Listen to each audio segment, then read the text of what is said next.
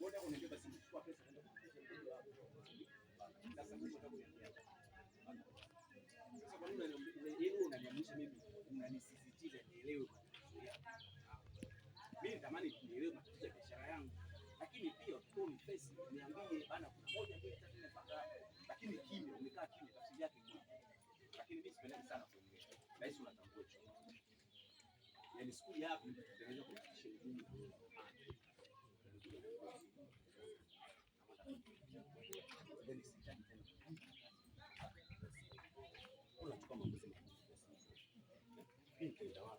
unajua katika maisha mbona mtu anajitoa mwanga mtu huyu ana faida yake. Bora nifundisha mimi kwa mimi leo nani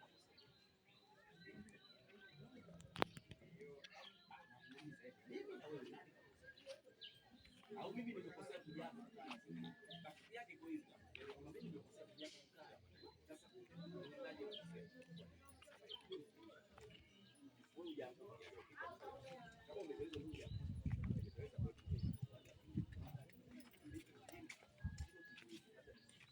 unaishi hata sometimes unapiga mahesabu na unaanza kusema kuna pesa inapungua lakini mimi nakuwa nimeamua kufanya wewe moyo wangu ni vitu ambavyo ni spinali kuleta complain sababu kijana ambaye lakini juu ya hili umefanya makosa kwa sababu wewe siku ya kwanza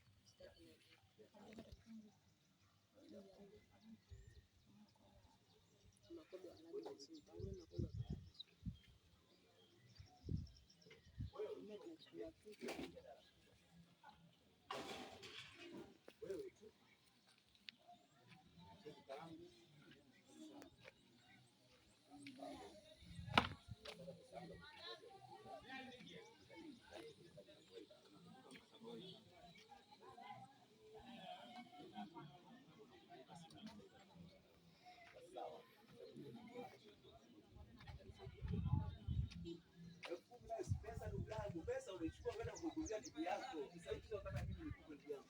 Unajua? Naudia tena. Siende sana kukumbuka. Yaani sio tu. Sawa.